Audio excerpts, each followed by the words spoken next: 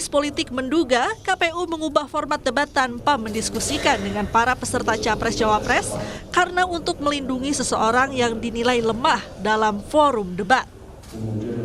Publik itu tidak mau bahwa Capres dan Cawapres yang bertanding itu tidak memiliki gagasan, tidak punya narasi-narasi besar, tidak punya diskursus yang bisa dipertanggungjawabkan kepada publik. Konteks perdebatan Cawapres, publik melihat Kiai Ma'ruf Amin misalnya itu underestimate. Karena harus berhadapan dengan Pak Sandiaga Uno yang dinilai pengalaman yang cukup mentereng ya, ekonom, pengusaha, dan saat itu memang cukup digandrungi oleh kalangan publik. Tapi dalam debat publik saat itu antara Kiai Ma'ruf Amin dan Sandiaga Uno saya kira cukup berimbang. Jadi jangan sampai misalnya keputusan KPU ini hanya untuk menutupi kelemahan salah satu figur tertentu yang untuk penyampaian visi misi.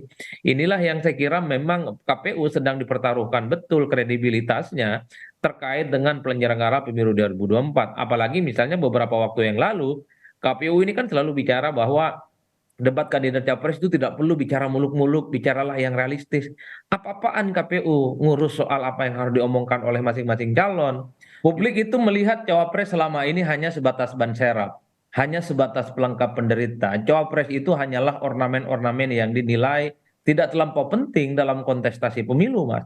Oleh karena itu, ketika ada formulasi debat capres dan cawapres, perdebatan yang paling banyak ditunggu oleh publik adalah soal cawapres. Jangan sampai kesan bahwa cawapres itu hanya sebatas ban serep dan pelengkap penderita, itu faktual dan nyata adanya. Dugaan tentang tak siapnya calon wakil presiden berdebat dibantah Ketua Umum Partai Golkar Airlangga Hartarto.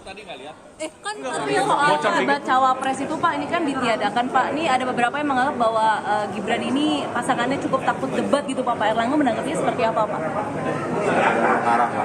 Kalau udah ikut pemilu mana ada yang ditakuti? Termasuk soal debat atau isu soal demokrasi itu ada yang takut ya Pak? Isu demokrasi kan pemilu itu bagian dari demokrasi. Karena ikut demokrasi ya biasa saja. Presiden nomor urut 1. Bila KPU tetap pada pendiriannya, panggung debat Capres-Cawapres 2024 bukan lagi penampilan menarik yang bisa memancing penilaian sosok Cawapres sebagai posisi yang bukan sekadar ban serep Capres, seperti yang tampak pada Pilpres 2009 hingga 2019. Tim Liputan Kompas TV.